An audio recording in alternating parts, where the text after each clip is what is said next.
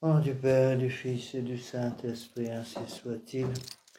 Venez, Esprit Saint, remplissez le cœur de vos fidèles et allumez en eux le feu de votre amour. Envoyez votre Esprit, Seigneur, se fera une création nouvelle. Prions, ô Dieu, qui avez daigné envoyer votre Esprit sur ce monde. Donnez-nous par ce même Esprit de comprendre et d'aimer ce qui est bien, de jouer sans cesse ces divines consolations, par le même Jésus-Christ notre Seigneur. Je vous salue Marie, pleine de grâce, le Seigneur est avec vous, vous êtes bénie entre toutes les femmes, et Jésus, le fruit de vos entrailles, est béni. Sainte Marie, Mère de Dieu, priez pour nous pauvres pécheurs, maintenant et à l'heure de notre mort, ainsi soit-il. Nos saints anges gardiens, Veillez sur nous, Saint Pédis, priez pour nous, Saint Joseph, priez pour nous, Saint Thomas d'Aquin, priez et du Père, du Fils et du Saint-Esprit, ainsi soit-il. Oups.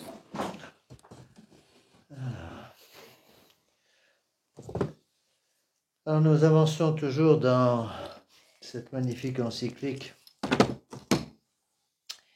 de Pie XII, donc toujours Humani Generis 1950, sur quelques opinions fausses qui menacent de ruiner les fondements de la doctrine catholique. Je vous ai déjà expliqué que c'était le troisième syllabus, d'une importance fondamentale parce que toutes les idées, là on va vraiment rentrer un peu dans les détails avec le texte de Pie XII, toutes les idées de Vatican II, tout est condamné par avance. Vous allez me dire, mais c'était déjà condamné dans Pie IX et dans Saint Pie X. Oui, mais de façon plus générale. Alors, il est parfois difficile de, avec les textes de Saint Pie X, il condamne les choses de façon un petit peu différente. Le fond est le même, la forme est différente. Tandis que là, les termes sont pratiquement les mêmes que ceux qui vont être utilisés par Saint Pie X, par Vatican II. Donc on va voir un petit peu tout ça. Donc on avait vu la dernière fois qu'il était capital. Je reprends ces textes. Il est vrai, disait le pape Pie XII, que les théologiens doivent toujours remonter aux sources de la révélation. Sur la révélation divine, car il leur appartient de montrer de quelle manière ce qui est enseigné par le magistère vivant est explicitement ou implicitement trouvé dans la Sainte Écriture et la divine tradition. Ajoutons que ces deux sources de la doctrine révélée contiennent tant de trésors et des trésors si précieux de vérité qu'il est impossible de les épuiser jamais. Donc, les théologiens doivent toujours remonter aux sources de la révélation. Je rappelle ce que sont les sources de la révélation. Donc, j'ai repris le catéchisme, petit catéchisme que j'ai fait il y a moins 40 ans, 44 ans même. Donc, les sources de la révélation, il y a donc la tradition orale. N'oubliez pas que la tradition orale a précédé la tradition écrite, puisque notre Seigneur Jésus-Christ est mort en 33, et que le premier évangile, Saint Matthieu, est écrit autour des années 45. Donc, la tradition orale est plus importante en soi que la tradition écrite, parce qu'elle est plus proche de notre Seigneur. Donc, il faut la tradition orale, la tradition écrite, l'écriture sainte, le magistère, l'enseignement des papes, les conciles, également les livres liturgiques. Les livres liturgiques. Donc, le missel, le bréviaire, le rituel, le pontifical des évêques et le martyrologe. Bon. Le missel romain, c'est pour ça que c'est quelque chose de bien important à comprendre, lorsque quelque chose est passé dans le missel d'autel, c'est protégé par l'infaillibilité du missel. Bon, c'est très important à comprendre au niveau des apparitions. Au niveau des apparitions. Attention, il faut distinguer entre ce qui passe dans le missel à titre d'enseignement pour une église propre et ce qui passe dans le missel à titre d'enseignement pour l'église universelle. Par exemple, au mois de février, on a la fête de Notre-Dame de Lourdes qui est passée dans le missel.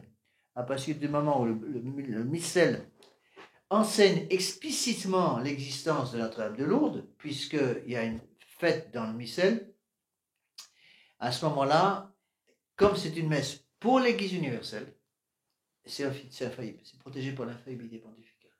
C'est pareil, il n'y en a pas beaucoup, hein. Il y a Notre-Dame des Neiges aussi, hein, Notre-Dame du Mont-Carmel. Vous voyez, toutes ces apparitions-là, sont reconnus par l'Église et en plus sont passés dans l'Église universelle par l'intermédiaire de la liturgie. C'est protégé par l'infaillibilité. Ciel bréviaire, hein, du prêtre, le rituel qui contient donc toutes les bénédictions également le sacramental, c'est-à-dire tous les sacrements que le prêtre peut donner. Le pontifical des évêques, c'est les sacrements que seul l'évêque peut donner, à commencer par la confirmation et l'ordination sacerdotale. Et le martyrologe qui contient la liste de tous les canonisations de l'Église. Donc tant que votre nom n'est pas dans le martyrologe, vous n'êtes pas un vrai saint. Bon, peut-être un saint au ciel, mais tant que ce n'est pas reconnu par le martyrologe, c'est différent. Donc ensuite, il y a tous les pères de l'Église. Et donc, c'est ce que dit le pape Pie XII. Il explique bien donc, il n'est pas possible pour un théologien de s'écarter des sources de la révélation. Donc, pour conserver la foi catholique, n'oubliez pas que le rôle du pape, c'est de conserver le dépôt de la foi. Pour conserver le dépôt de la foi, il est absolument indispensable de suivre la tradition orale, l'écriture sainte, le magistère, les conciles, les livres liturgiques et les pères de l'Église. Alors, les pères de l'Église, il y en a énormément, il y en a plus d'une centaine. Certains sont très peu connus, je vous l'ai dit. Je cherchais la dernière fois, dernier cours, je ne me suis pas lancé dans la liste des pères de l'Église grecque et de l'Église latine, parce que j'en oublie toujours quelques-uns. Voilà les 4 grands pères de l'Église grecque, saint Athanas, saint Basile, saint Grégoire de Nazianze, saint Jean Chrysostome, tous au IVe siècle. Enfin, pour l'Église latine, saint Ambroise, saint Jérôme, saint Augustin, IVe siècle, et saint Grégoire le Grand, au VIe siècle.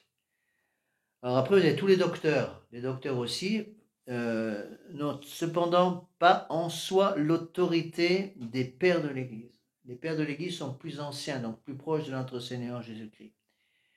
Alors, pour ceux qui s'intéressent, les docteurs de l'Église, j'en ai parlé dans d'autres conférences, il y a, je crois, 21 docteurs: Saint Hilaire, Saint Cyril de Jérusalem, Saint Éphrem, Saint Cyril d'Alexandrie, Saint Léon le Grand, Saint Pierre Chrysologue, Saint Isidore, Saint Jean Damascène, Saint Bède le Vénérable, Saint Anselme, Saint Pierre d'Amiens, Saint Bernard, Saint Albert le Grand, Saint Thomas d'Aquin, Saint Bonaventure, Saint Antoine de Padoue, Saint Pierre Canisius, Saint Jean de la Croix, Saint François de Sales, Saint Robert Bellarmin, Saint Alphonse de Liguori. Donc le plus important parmi les docteurs de l'Église, c'est de loin Saint Thomas d'Aquin. Donc si vous voulez conserver la foi catholique en tant que laïc, pour moi en tant que prêtre, la condition, c'est de garder le dépôt de la foi. Pour garder le dépôt de la foi, le pape Pie XII explique bien, pour garder le dépôt de la foi, il faut remonter aux sources de la révélation. Les sources de la révélation, d'abord la tradition, l'écriture sainte bien sûr, les magistères, le concile, les livres liturgiques et les pères. Et c'est très intéressant de voir que c'est justement ce que les pères de l'Église, ce que le Concile Vatican II veut faire sauter. Les prêtres modernes font tout pour que justement les fidèles se coupent du magistère, des conciles, des livres liturgiques et des pères de l'Église. Et quel est leur intérêt? Pour détruire justement la tradition de l'Église. Détruire la tradition de l'Église. Puisqu'ils savent très bien, ils ne sont pas fous, ils savent très bien que Vatican II enseigne le contraire de ce que l'Église catholique a enseigné pendant 20 siècles. Donc, si les fidèles catholiques sont au courant de la tradition de l'Église, ils savent très bien que l'Église catholique, par les pères de l'Église, par le magistère, par les livres liturgiques, par les conciles, a toujours enseigné des choses opposées à Vatican II, beaucoup de gens vont ouvrir les yeux et se rendre compte qu'il y a quelque chose qui ne va pas. Et donc, qu'est-ce qu'ils font? Ils vont casser justement le lien qui unit la foi avec le magistère, les conciles, les livres liturgiques et toute la tradition. Prenez un exemple tout simple, avec ce qui se passe actuellement à Rome. Bon, le pape de l'Église Vatican II, c'est comme ça qu'il faut l'appeler, le pape de l'Église de Vatican II vient de dire, je vous l'ai déjà dit la dernière fois, que les prêtres pouvaient maintenant bénir les unions homosexuelles, et pas simplement ça, j'ai eu le texte qu'on m'a été envoyé, il a dit aussi que les prêtres pouvaient également bénir les unions illégitimes, c'est-à-dire les gens qui vivent dans le concubinage, les gens qui sont pacsés, qui vivent ensemble sans mariage chrétien, etc. Bon. Eh bien, si quelqu'un connaît le catéchisme traditionnel, dans le catéchisme traditionnel, qu'est-ce qu'il est marqué sur ce sujet? Dans le catéchisme traditionnel, il est marqué que la sodomie est un péché qui crie vengeance contre le ciel. Si quelqu'un connaît ce catéchisme traditionnel, il sait, parce qu'il a appris quand il était jeune, que la sodomie, l'homosexualité, est un péché qui crie vengeance contre le ciel. Il entend Bergoglio qui dit on peut bénir les péchés de ce genre, on peut bénir l'homosexualité. Qu'est-ce qu'il va faire? Qu'est-ce qu'il va faire cette personne qui a encore un peu de bon sens? Il va dire mais attendez, Bergoglio dit le contraire de ce qu'enseignait avant la tradition de l'Église. Donc qu'est-ce que va faire l'Église de Vatican II? Ils vont s'arranger pour que les gens n'aient plus accès au catéchisme traditionnel. Parce que s'ils ont accès au catéchisme traditionnel, ils vont voir l'enseignement traditionnel de l'Église contre l'homosexualité. Donc on coupe le lien avec le catéchisme traditionnel pour que les gens ignorent ce que l'Église catholique a toujours enseigné. Et on essaie de faire croire, c'est ce qui se passe actuellement, on essaie de faire croire aux gens que l'Église commence avec Vatican II. Avec Vatican II, en 1965. Je vous ai déjà expliqué la dernière fois, je pense que c'est une bonne comparaison. Ils font la même chose, le gouvernement français fait la même chose à partir des écoles avec l'histoire de France. En essayant de faire croire aux enfants que l'histoire de France commence en 1789. Pourquoi ils ne veulent pas que les enfants apprennent ce qui s'est passé avant 1789? La France a commencé en 496, littéralement, avec le baptême de Clovis. C'est-à-dire la fin du 5e siècle jusqu'en 1789, ça fait quand même pas mal de siècles, ça. Pourquoi est-ce qu'ils n'en parlent jamais? Parce qu'ils ne veulent pas que les enfants, les adolescents surtout, qui commencent un petit peu à réfléchir, se rendent compte que les professeurs dans les écoles publiques enseignent le contraire de ce que la France a fait et enseigné pendant 12 siècles ou 13 siècles. Ils font la même chose dans l'Église. Vous voyez? Et c'est ça le drame, c'est que quand on coupe les gens, c'est ce que dit le pape, quand on refuse de remonter aux sources de la révélation, on se coupe du magistère pérenne de l'Église, du magistère éternel de l'Église. Donc, le rôle du pape est bien de conserver le dépôt de la foi. Il n'y a pas besoin d'être très malin pour savoir que Bergoglio à Rome ne veut pas conserver le dépôt de la foi. Pour ne pas conserver le dépôt de la foi et détruire le dépôt de la foi, qu'est-ce qu'il faut qu'il fasse? Il faut qu'il coupe les intelligences et surtout les mémoires de ce qu'a enseigné l'Église pendant 20 siècles. Et c'est ce qui se passe. Et c'est pour ça qu'ils ne peuvent pas supporter, on le voit très bien actuellement avec l'action de Bergoglio à Rome par l'intermédiaire des évêques, ils ne peuvent plus supporter la messe traditionnelle. On peut aussi prendre l'exemple de la messe traditionnelle. La messe traditionnelle a une existence pendant des siècles et des siècles, puisqu'elle a été supprimée officiellement en 1969. Avant 1969, la messe traditionnelle a toujours été dite dans l'Église. Bon, sous des formes qui ont varié légèrement sur le plan liturgique, mais c'était la même messe. Bon. Si Bergoglio à Rome veut absolument couper les gens de la messe traditionnelle, il faut l'enlever de la mémoire des fidèles. Vous comprenez? Il faut que les fidèles n'aient jamais entendu parler de la messe traditionnelle. S'il y a, mais oui, les jeunes de 20 ans, ils n'ont jamais entendu parler, dans l'Église moderne, jamais entendu parler de la messe traditionnelle. Sauf si par hasard, ils ont été en contact avec des gens qui, eux, avaient des rapports avec la messe traditionnelle. Donc de quoi l'Église de Vatican II a-t-elle peur aujourd'hui, à Rome surtout? Ils ont le Fous bleu qui est des groupes aujourd'hui qui reprennent la messe traditionnelle et que ces jeunes qui n'ont jamais entendu parler de la messe traditionnelle entendent parler de la messe traditionnelle, commencent à s'y intéresser et à retrouver l'amour de la messe traditionnelle. Et c'est pour ça qu'actuellement, on le voit très bien aux États-Unis, les évêques américains, les évêques modernes américains, interdisent partout l'usage de la messe traditionnelle, surtout par la société, la Fraternité Saint-Pierre, la Fraternité du Christ-Roi. Ils ont des tas de problèmes actuellement pour pouvoir conserver la messe traditionnelle, parce que les évêques ne veulent plus que les jeunes entendent parler de ces choses-là. Bon, mais parce que justement, ils ne veulent pas qu'avec la messe, c'est ça qu'il faut comprendre, avec la messe moderne, correspond un catéchisme moderne, correspond un enseignement moderne surtout. Mais avec la messe traditionnelle, à la messe traditionnelle correspond un catéchisme traditionnel. Quel catéchisme qui correspond à la messe traditionnelle? C'est le catéchisme du Concile de Trente, c'est le catéchisme de Saint Pie X. Quel est le catéchisme qui correspond à Vatican II? C'est le nouveau catéchisme qu'a fait en 1900, j'ai plus la date exacte en tête, qu'a fait Jean-Paul II.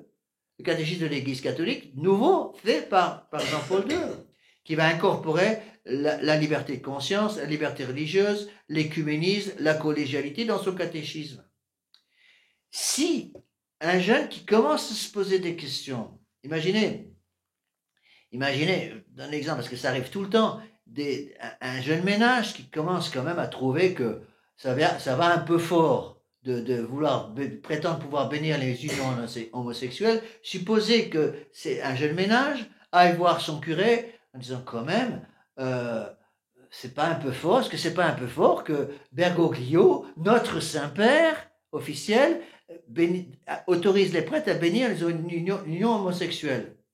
Qu'est-ce que vont dire les prêtres modernes? Les prêtres modernes vont dire, ne vous inquiétez pas, il sait ce qu'il fait, il faut prier pour le pape, il est pape, il a les lumières du Saint-Esprit. D'abord, c'est l'enseignement de l'Église. Imaginez qu'un jour, ce jeune ménage trouve dans une bibliothèque le catéchisme de Saint-Pie X. 1910, ils ouvrent par curiosité le catéchisme de Saint-Pie X, le petit catéchisme de Saint-Pie X, et puis il trouve un passage, les péchés qui crient vengeance contre le ciel. Le premier, c'est l'avortement, le meurtre de l'innocent, et l'homosexualité. Qu'est-ce qu'ils vont faire s'ils ont un peu de bon sens? Ils vont aller retrouver leur curé en disant, mais j'ai trouvé ce vieux bouquin là, 1910, catéchisme de Saint-Pie X, qui dit que l'homosexualité est un péché qui crie vengeance contre le ciel. Comment est-il possible, si un pape et l'Église catholique avaient enseigné cela, comment est-il possible aujourd'hui pour Jean-Paul II, ou pour Benoît XVI, ou pour François, d'enseigner qu'il est possible pour des prêtres de bénir ce genre d'union? Et les prêtres modernes ont une panique monstre de ça. Ils ont une panique folle que leurs fidèles se rendent compte qu'avant Vatican II, il y avait autre chose qui était enseignée. Et donc ils disent, l'Église commence à 1965. Ils font pareil en matière politique avec la France qui commence en 1789 avec la Révolution dite française. Et ils ne veulent surtout pas que les gens se rendent compte qu'il y avait autre chose avant et qu'il y a eu une monarchie avant. Pourquoi? Parce que avec la 1789, c'est l'avènement de la République, la démocratie, tous ces trucs-là. Ils ne veulent surtout pas que les jeunes se rendent compte qu'il y avait autre chose avant qui a marché pendant presque 2000 ans, ou au moins 15 siècles. Vous voyez? C'est pour ça que ces textes sont tellement importants. Hein? Alors, on va avancer dans ce texte de Pie XII, donc, qui non seulement rappelle qu'il faut toujours remonter aux sources de la révélation, donc garder les sources de la révélation dont je viens de parler, mais le pape Pie XII explique aussi qu'il faut non seulement ça, mais qu'il faut en plus interpréter les livres saints comme l'Église catholique a toujours interprété ces livres saints. Donc il faut se garder de l'exégèse nouvelle qui commençait déjà à fleurir en 1950. Je vous ai déjà expliqué au dernier cours que ces textes-là sont dirigés directement contre Teilhard de Chardin, même si son nom n'est pas cité. Alors, ce qu'il faut bien comprendre, c'est que toute cette révolution contre laquelle le pape Pie XII va se lever pour essayer de la bloquer, si vous voulez, d'empêcher les vannes du barrage de s'ouvrir. Je vous ai déjà expliqué la comparaison.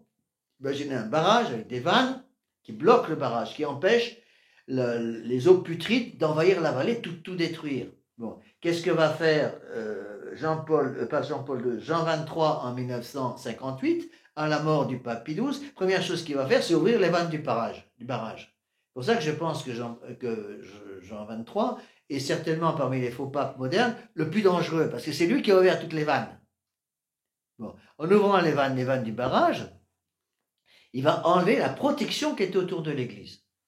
Il va enlever cette protection. Et toutes ces idées modernes, c'est quoi? Qu'est-ce que c'est comment résumer en quelque sorte les idées de Vatican II? Monseigneur Lefebvre avait une expression que j'aimais beaucoup, il disait les idées de Vatican II, c'est la démocratisation de l'Église. L'introduction de l'esprit démocratique dans l'Église catholique.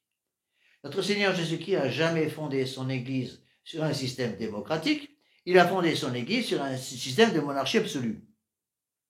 Bon. C'est-à-dire une pyramide avec une autorité en haut.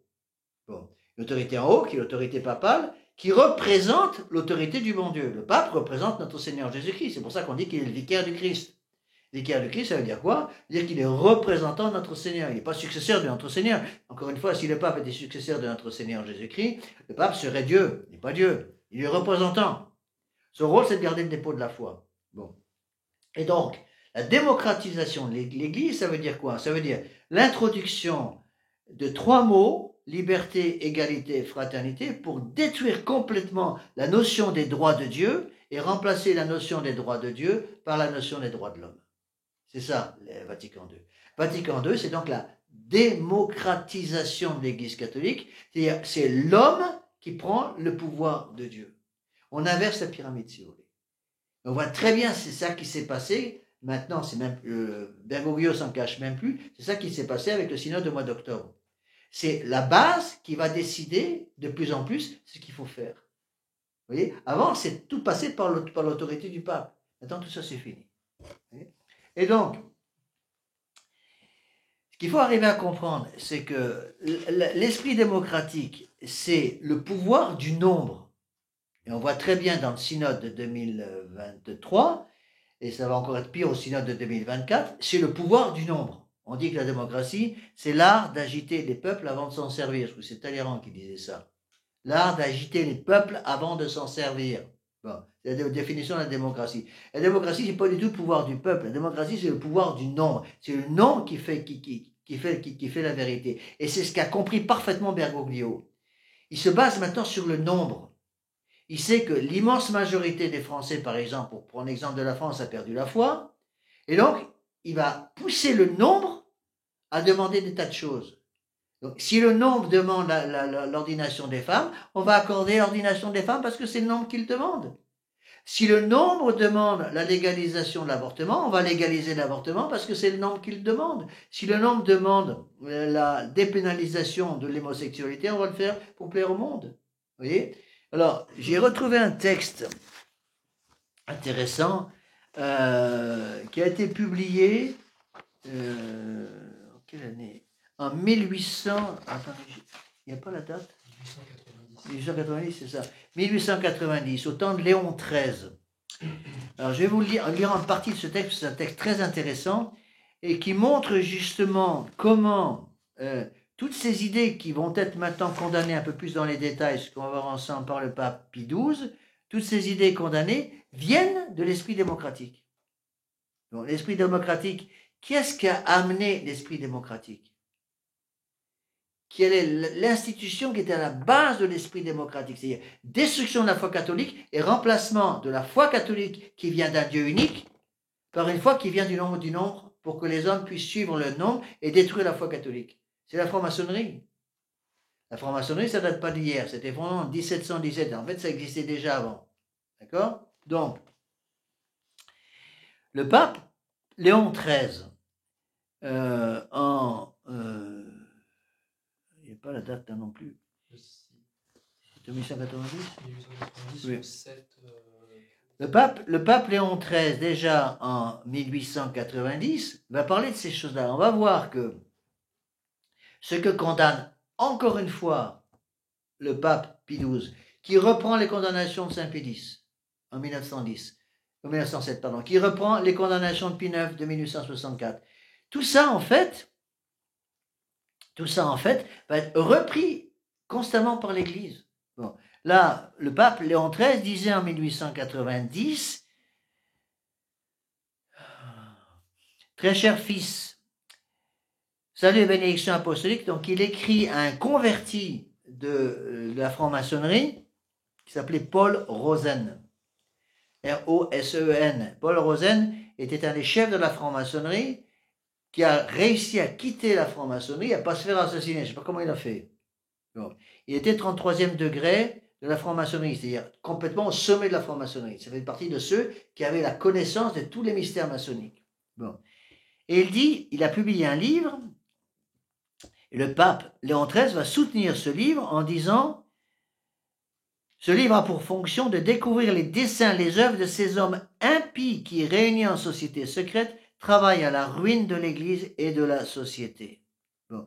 Donc la secte maçonnique est une association pour la destruction de l'ordre social dans le monde, et elle travaille à détruire tout christianisme, à nous ramener le paganisme en France et dans tous les pays d'Europe. C'est exactement le travail de la franc-maçonnerie. Et vous verrez que, en fait, cette destruction du christianisme, ce retour au paganisme, c'est exactement ce que va condamner une fois de plus le pape Pie XII. D'accord? Alors, je n'ai pas le temps de tout vous lire, mais là, c'est un discours qui a été prononcé pour la nomination du général Garibaldi en Italie, donc le 5 avril 1860. Donc, ça date déjà d'un bon bout de temps. 1860, il est nommé grand maître au grade suprême de la franc-maçonnerie, 33e degré. C'est qu'il y a plusieurs degrés pour monter dans la franc-maçonnerie, et au fur et à mesure, on découvre aux aspirants francs-maçons une toute petite partie du mystère d'iniquité. Bon. Alors, je ne vais pas tout vous lire parce que ça serait un peu long, mais je vais vous lire quand même certaines parties qui sont, à mon avis, très importantes. Donc ça, c'est le discours qui a été fait à Garibaldi au moment de son intronisation. La franc-maçonnerie, synthèse parfaite de tout ce qui est humain, est donc le Dieu, le pontife et le roi de l'humanité. Bon. L'Église catholique enseigne que notre Seigneur Jésus-Christ est le Dieu, le pontife, le roi de l'humanité. Ici, la franc-maçonnerie dit, c'est nous qui devenons le Dieu, le pontife, le roi de l'humanité. Donc la franc-maçonnerie remplace l'autorité divine. Donc, ce qui nous permet d'amener un profane depuis les premiers degrés jusqu'au dernier degré, jusqu'à la mission de chevalier élu, c'est la première série des degrés de la franc-maçonnerie, pour la défense de la vertu maçonnique, pour la croisade de l'homme-dieu. Parmi les actes de l'homme, le plus divin est évidemment celui qui lui permet de perpétuer sa divinité, l'acte de génération. Donc il va être mis en parallèle avec l'incarnation. Donc la franc-maçonnerie a pour but de diviniser l'homme et de détruire le mystère de l'incarnation et le mystère de la rédemption. D'accord? Bon. Les cléricaux, c'est les catholiques, disent les francs-maçons. Les cléricaux croient à la fin de l'humanité. Nous enseignerons que l'existence de l'humanité est éternelle et qu'elle se reproduit sans cesse. Tous les moyens propres à assurer notre triomphe de la franc-maçonnerie sont essentiellement et foncièrement vertueux. D'accord? Donc, qu'est-ce qu'ils veulent faire? Aux lois divines des catholiques, nous, grands maîtres de la franc-maçonnerie, nous opposons les droits du peuple. Le droit du peuple, c'est la démocratie. Seul légitime, seul vrai, seul acceptable. D'accord? Donc, à leur morale révélée, la morale révélée des cléricaux, c'est la morale révélée des catholiques. Qu'est-ce qu'ils opposent? Nous opposons une morale indépendante. D'accord? Donc, nous voulons devenir les apôtres de la liberté absolue de l'enseignement, les ennemis acharnés de tout obscurantisme. L'obscurantisme, c'est l'Église catholique. D'accord? Pour pouvoir, je donne ici le texte, je n'ai pas le temps de tout lire, pour atteindre. Donc, nous devons être les ennemis acharnés de tout obscurantisme, d'où qu'ils viennent, pour que la justice soit rendue et que nos francs-maçons atteignent le sommet de notre morale une fois que leur esprit est inondé par les rayons de la vérité masqués pour eux. Avant de parvenir à ces grades, par les troncs difformes de l'intolérance, de l'hypocrisie, des superstitions, des égoïsmes du christianisme. Donc petit à petit, il faut savoir que seuls les degrés supérieurs de la franc-maçonnerie connaissent tout le mystère d'iniquité de la franc-maçonnerie. D'accord? Alors, encore une fois, je ne lis pas tout parce que ça serait trop long et ça sortirait un peu trop du sujet. Donc, je vais essayer de rester dans le sujet. Alors, qu'est-ce que vont dire ces ennemis de l'Église catholique? Donc encore une fois, c'est pour 1860, au moment de la nomination de Garibaldi comme chef suprême de la franc-maçonnerie en Italie. Voilà ce que disent les francs-maçons. Vous aurez maintenant à combattre les 3 ennemis modernes mortels de la franc-maçonnerie. Et ces 3 ennemis, vous aurez à les combattre désormais comme chef d'armée. 3 ennemis, la loi, la propriété, la religion. Vous avez vu ça? Donc la franc-maçonnerie dit à Garibaldi, vous allez devenir grand maître de la franc-maçonnerie, vous aurez, votre premier rôle, c'est d'abolir complètement la loi, la propriété et la religion. La loi, parce qu'elle n'est pas l'harmonie parfaite entre les droits de l'homme isolés et les devoirs de l'homme social en société, droits qui nous sont acquis à tous dans toute leur intégrité, devoirs qui ne sont que la conséquence immédiate du droit qu'a chacun de nous de jouir de tous ses droits sans être empêché par personne. Donc on veut être parfaitement libre de faire ce que nous voulons, nous ne voulons plus la loi qui vient de Dieu. La loi qui vient de Dieu, c'est quoi? C'est les 10 commandements, d'accord? Donc d'abord, premier rôle de la franc-maçonnerie, détruire la loi, sous-entendu, la loi divine, c'est-à-dire la loi divine qui fonde les droits de Dieu. Deuxièmement, détruire la propriété, parce que la terre n'appartient à personne et que ses produits appartiennent à tous dans la mesure des besoins réels du bien-être de chacun. Donc destruction de la propriété. Et enfin, destruction de la religion, parce que les religions ne sont que des systèmes philosophiques dus à des hommes de génie, systèmes que les peuples ont adoptés sous conditions expresses qui viennent substituer un surcroît de bien-être pour eux. Ni la loi, ni la propriété, ni la religion ne peuvent donc s'imposer à l'homme. Nous avons donc juré une guerre à outrance et sans quartier une guerre à mort à la loi, à la propriété et à la religion. Et en fait, la religion, ils prétendent qu'ils veulent détruire toutes les religions. Mais en fait, la religion qu'ils veulent détruire, c'est la religion catholique. De ces 3 ennemis infâmes, c'est la religion qui doit être le souci constant de tes attaques meurtrières. Donc c'est le conseil donné à Garibaldi. Parce que un peuple n'a jamais survécu à sa religion, et parce que c'est en tuant la religion que nous aurons à notre merci et la loi et la propriété. Et qu'on détruit la loi divine, on détruit la religion pour pouvoir détruire la loi et la propriété et remplacer ça par la règle maçonnique. Parce que c'est en établissant sur les cadavres de ces assassins la religion maçonnique, la loi maçonnique, la propriété maçonnique, que nous avons régénéré la société. Donc la franc-maçonnerie veut quoi? La destruction de la loi, de la propriété et de la religion catholique, et remplacer ça par une loi maçonnique, une propriété maçonnique, une religion maçonnique. C'est exactement ce que prêche Bergoglio. Autre passage. Vous verrez que ça va nous aider à bien mieux comprendre le texte de Pie XII. Autre conseil donné à Garibaldi, tu tiendras la main à rattacher à ces ateliers maçonniques le plus grand nombre possible d'éléments hostiles au catholicisme, aux idées et aux institutions chrétiennes. Tu t'efforceras de faire une place parmi les frères symboliques, c'est-à-dire parmi la maçonnerie, à tous les ambitieux qui veulent parvenir aux honneurs et au pouvoir, à tous les déclassés, tous les fruits secs à la recherche d'une position sociale, aux hommes de plaisir et aux viveurs avides de jouissances matérielles. Attache-toi à englober dans ce groupe des maçons les hommes intelligents et influents de chaque pays, étudie-les, devine leurs tendances et leurs penchants. Signale-les-nous, nous les ferons arriver et réussir lorsque nous serons emparés de leur intelligence, de leur volonté, de leur liberté pour en disposer à notre gré. Donc la franc-maçonnerie dit bien, on va utiliser les gens intelligents pour les utiliser comme des instruments pour obtenir ce que nous cherchons. Bon. Et qu'est-ce qu'ils veulent? Tu confieras à ces maçons, à ces hommes sûrs, la propagation, la défense et l'exécution de nos sublimes idées modernes, liberté, égalité, fraternité.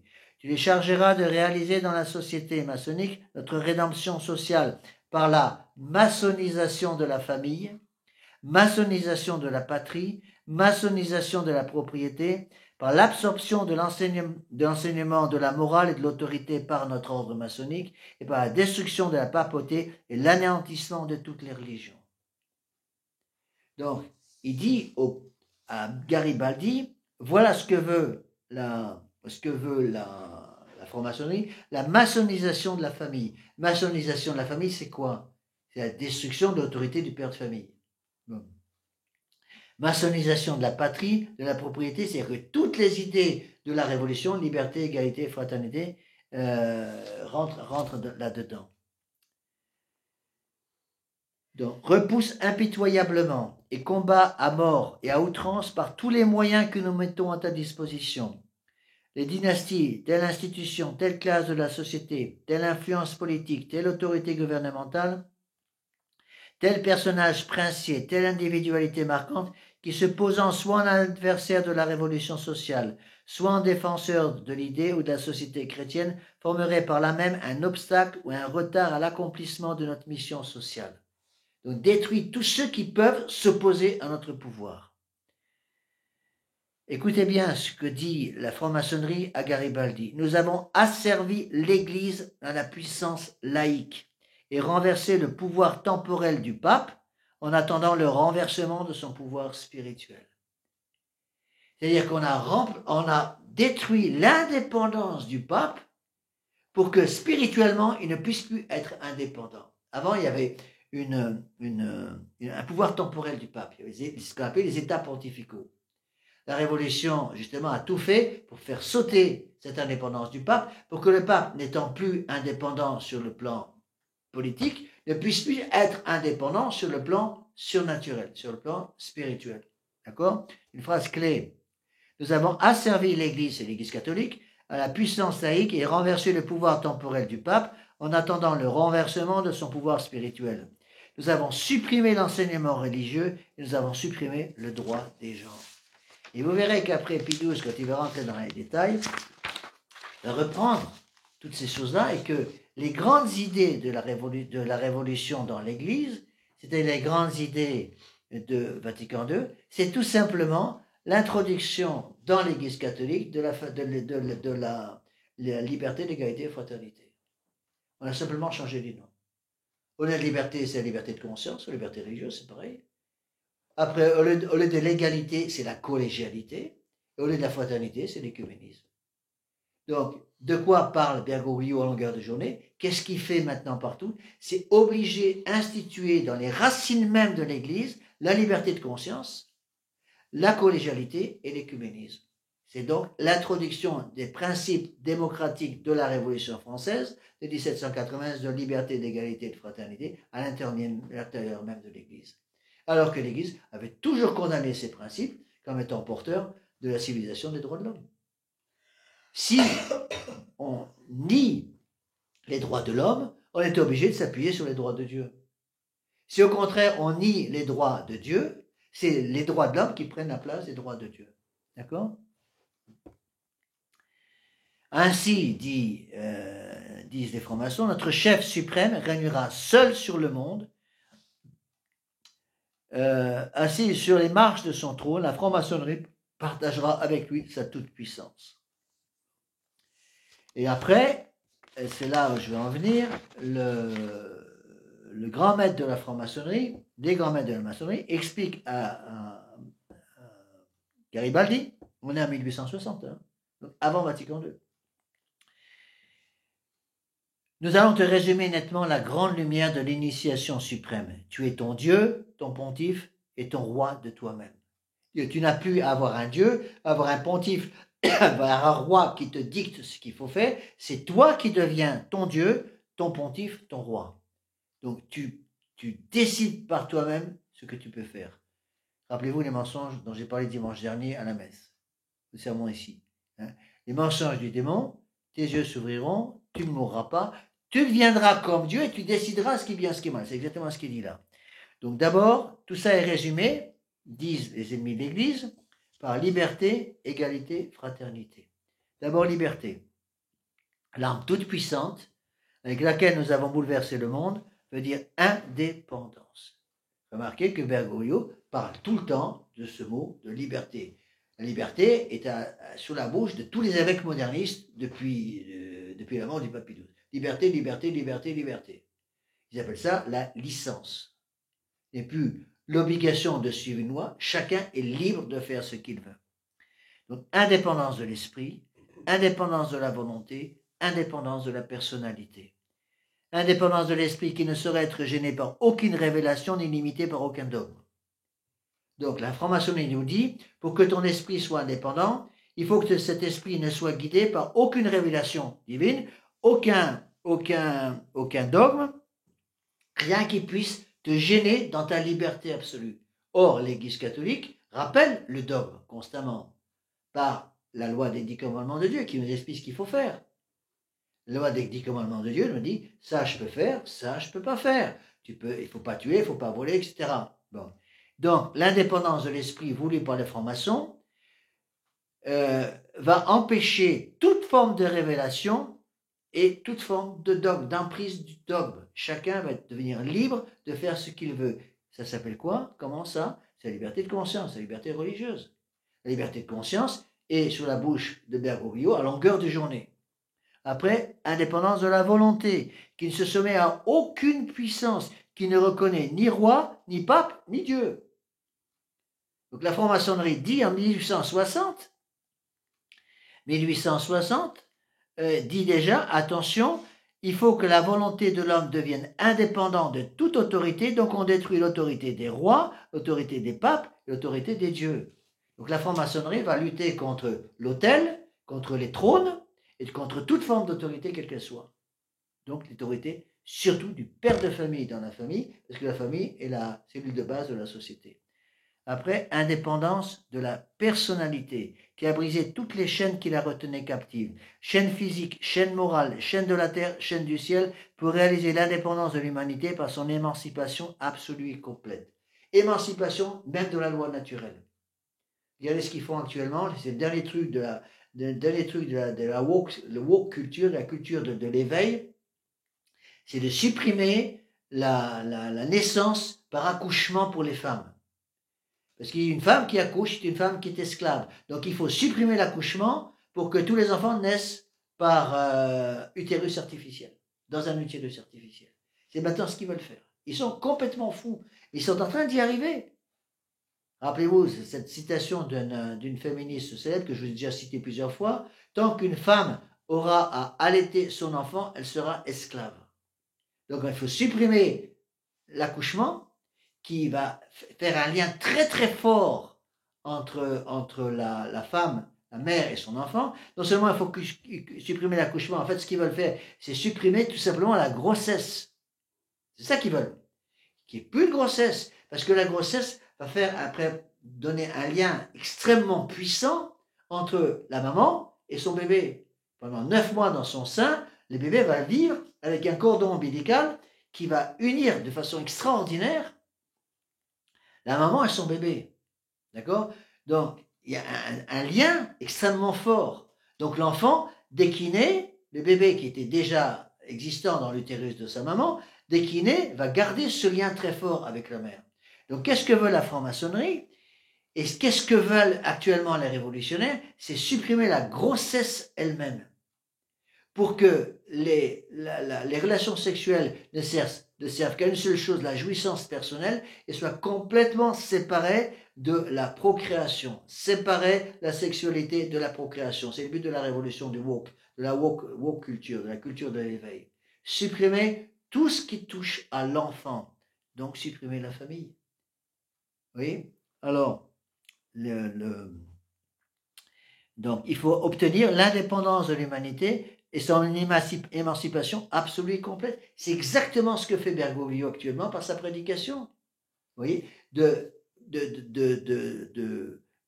détruire la loi naturelle. Quelle est la meilleure façon de détruire la loi naturelle dans ce domaine-là? C'est de pousser à l'homosexualité. Pourquoi? Parce que les homosexuels, par définition, sont des gens stériles, ne peuvent pas avoir d'enfants.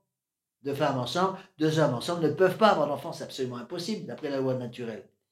Et donc, en poussant l'homosexualité, Bergoglio, en fait, est en train de détruire la loi naturelle elle-même. La loi naturelle rappelle qu'il y a un Dieu et les droits de Dieu sur l'homme. C'est ça qui va le détruire. Deuxième chose que veut la franc-maçonnerie, en plus de la liberté, l'égalité. Égalité des propriétés, égalité des fortunes, égalité des individus. Alors ça, il suffit d'entendre Schwab. Hein, et tous les grands milliardaires d'aujourd'hui, c'est ce qu'ils prêchent à longueur de journée. Sauf pour eux, bien entendu.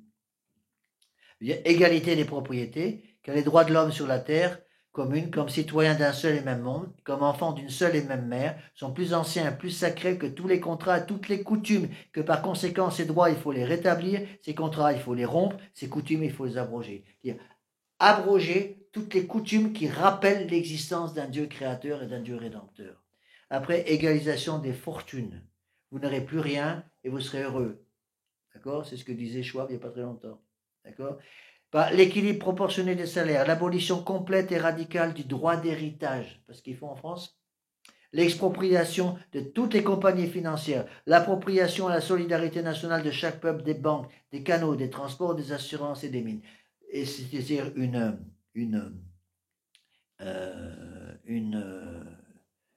expropriation générale pour que justement le gouvernement puisse tout gouverner. C'est ce qu'ils cherchent à faire actuellement. Et c'est pour ça d'ailleurs qu'ils veulent maintenant en arriver à la destruction complète du liquide, de l'argent liquide. Parce que je suis persuadé que la France va s'écrouler complètement au moment précis où ils vont supprimer l'argent liquide. C'est pour ça qu'ils veulent y arriver. Au moment où ils suppriment l'argent liquide, c'est des millions et des millions et des millions de foyers qui vont se retrouver dans la pauvreté la plus complète. Parce qu'en France, et je peux entendre beaucoup d'autres pays, mais surtout en France où on a une taxation telle qu'il est pratiquement impossible pour quelqu'un d'arriver à joindre les deux bouts financièrement à la fin du mois sans faire un peu d'argent à l'extérieur. Donc, en utilisant l'argent liquide. Même pour nous, prêtres, ça va nous poser un énorme problème. Combien de fois je vais, par exemple, baptiser un enfant? Je ne demande pas un centime, bien sûr, quand je baptise un enfant, tous les sacrements sont valides. Tous les sacrements sont gratuits, bien entendu. Mais combien de fois ça arrive? Les gens me disent au revoir, merci monsieur l'abbé d'avoir venu baptiser mon enfant, puis ils me laissent un billet de 20 € dans la main pour m'aider à payer le gasoil ou l'essence pour le carburant pour la voiture. C'est normal. Bon, je ne vais pas les obliger. S'ils ne le font pas, je dis rien. Mais quand il n'y a plus d'argent liquide, comment on va faire pour vivre, nous? Vous voyez? Parce qu'il y aura à ce moment un contrôle complet. C'est pour ça que la franc-maçonnerie demande la légalisation des propriétés, légalisation des fortunes. Et plus que ça, il demande aussi l'égalisation des individus. Par la solidarité, par la jouissance égale pour chacun sa production solidaire. C'est avec l'égalité comme levier, les appétits humains comme point d'appui que nous ferons disparaître à jamais l'aristocratie d'argent, bourreau implacable, exploiteur insatiable du genre humain. Vous n'aurez plus rien et vous serez libre. Et tous ceux qui vont avoir l'argent, c'est qui? Les grandes puissances. Les grands financiers. Vous voyez aujourd'hui ce qui se passe avec ces grands financiers, par exemple comme Soros, aux États-Unis, qui possèdent par eux-mêmes pratiquement l'intégralité, Bill Gates c'est pareil maintenant, et tous ces grands financiers qui possèdent pratiquement, qui vont finir par posséder pratiquement toutes les terres arabes du monde entier par leur pouvoir, d'accord? Donc pas simplement la liberté, pas simplement l'égalité, mais aussi la fraternité. Fraternité dans la franc-maçonnerie pour constituer un État dans l'État, avec des moyens, un fonctionnement indépendant de l'État, inconnu de l'État. Fraternité dans la franc-maçonnerie pour constituer un État au-dessus de l'État, ce qui se passe actuellement, avec une unité, un cosmopolitisme, une universalité qui la font supérieure dirigeante de l'État. Donc la franc-maçonnerie dit, nous allons faire un système qui soit au-dessus de l'État. Fraternité dans la franc-maçonnerie pour constituer un État contre l'État, tant qu'existeront les armées permanentes, instruments d'oppression, principes de parasitisme, obstacles de toute fraternisation. Donc ils veulent empêcher toutes les nations, c'est ça qu'ils veulent. Et regardez ce qui se passe actuellement. Partout, c'est comme ça. C'est avec la fraternité comme levier et les haines humaines comme point d'appui que nous ferons disparaître à jamais le parasitisme, la répression armée, ces fléaux inassouvis, ces épouvantails farouches du monde humain. Donc, vous voyez, ils le disent en face. Dès 1860, ça avait déjà été dit avant, ils veulent la destruction de tout esprit qui se calque sur la loi divine. On ne veut plus la loi divine, on refuse Dieu comme roi, comme pontife. Le troisième, j'ai oublié. Comme Dieu, comme roi et comme pontife. Voilà les trois éléments. Et voilà la conclusion de Garibaldi, c'est son serment. Je jure de n'avoir d'autre patrie que la patrie universelle. Je jure de combattre à outrance, toujours et partout, les bornes frontières des nations, les bornes frontières des champs, des maisons et des ateliers, et les bornes frontières de la famille. Et donc je jure de... En fait, c'est ça que ça veut dire. Combattre à outrance les bornes frontières de la famille. Qu'est-ce que ça veut dire? Détruire l'autorité du père de famille. Si je détruis l'autorité du père de famille, la femme va complètement disparaître. J'ai déjà expliqué ça, je ne sais pas combien de fois. Justement, pour faire disparaître la femme, rappelez-vous ce que vous disiez les francs-maçons, pour faire détruire l'Église, il faut détruire la femme. Et comme on ne peut pas la détruire, on va la corrompre. Donc on va la corrompre en détruisant la vertu de pudeur chez les enfants. Si la vertu de pudeur disparaît, une femme qui n'est plus protégée par la vertu de pudeur devient une esclave, une prostituée. Par contre, une femme qui est protégée par la vertu de pudeur et protégée par son mari, qui est une autorité au-dessus d'elle, devient une reine. Vous voyez? Donc ils veulent la destruction des bornes frontières des nations, plus de nations, des champs, des propriétés, des maisons, des ateliers et de la famille. Et c'est exactement ce que demandent tous les révolutionnaires aujourd'hui. Je jure de renverser, en y sacrifiant ma vie, la borne frontière où les humanicides ont tracé avec du sang et avec de la boue le nom de Dieu. Donc je jure de renverser tout ce qui touche au nom de Dieu. Je jure de vouer mon existence tout entière au triomphe indéfini du progrès, de l'unité universelle, et je déclare professer la négation de Dieu et de l'âme. Et c'est exactement ce qu'on va retrouver dans Vatican II, avec des mots différents, et c'est ce qu'on appelle justement la liberté de conscience. Qu'est-ce que prône ici Garibaldi? Qu'est-ce qui est demandé à Garibaldi? Liberté de conscience, liberté de conscience, liberté de conscience. On ne veut plus d'un Dieu qui nous dise comment utiliser notre conscience. On ne veut plus d'un Dieu qui nous donne des lois à laquelle il faut obéir. On ne veut plus d'un Dieu qui nous indique ce qu'il faut faire. C'est l'homme qui devient Dieu et l'homme qui décide ce qu'il veut faire. Liberté de conscience. Ça, c'est Vatican II. Vatican II, c'est ça. Vatican II, c'est rien d'autre que justement cette liberté de conscience, encore une fois, poussée à l'extrême, et qui va donner la collégialité, qui va donner la liberté de religieuse et qui va donner l'écuménisme. La collégialité, c'est quoi? C'est la destruction de l'autorité du pape. Il n'y a plus de pape. Le pape ne peut plus rien faire sans avoir l'accord de tous les évêques. Les évêques ne peuvent rien faire sans avoir l'accord des conférences épiscopales. Le curé ne peut plus rien faire sans avoir l'accord des fidèles. C'est le synode 2023. Le synode 2023, c'est l'autorité des hommes, le nom qui prend la place de Dieu. On est en pleine démocratie. C'est ça la démocratie. Vous voyez? Alors, vous allez voir, c'est pour ça que je vais dire, mais M. l'abbé, est-ce que c'est un rapport avec l'encyclique de Pidot? Vous allez voir qu'il y a un rapport très intéressant, justement, pour tout ce que je viens de vous expliquer, en partant des textes de Vatican II, je vais dire des textes de la franc-maçonnerie, et vous allez voir que Vatican II, c'est la franc-maçonnerie dans l'Église, hein, c'est tout. C'est tout. Donc, il suffit d'étudier un petit peu ces textes maçonniques et de les calquer sur ce que va dire Vatican II. Et vous allez voir que Pie XII en 1950, donc on est quoi? On est 15 ans avant Vatican II. Vatican II, ça finit en 1965. C'est 15 ans après. Hein. C'est même pas une génération après le texte publié par Pie XII en 1950, Humani Generis. Voilà. Donc, voilà ce que dit le pape. Il n'est pas étonnant que pareille nouveauté, donc il a dit, attention, ces gens modernes, cette nouvelle ecclésiologie, ces nouvelles idées, cette nouvelle philosophie, qui se coupent qui se coupent de façon irrémédiable de la révélation divine, qui se coupent des sources de la révélation, ces nouveautés ont déjà produit des fruits empoisonnés dans toutes les parties ou presque de la théologie. Là, il vise encore une fois directement Teilhard de Chardin.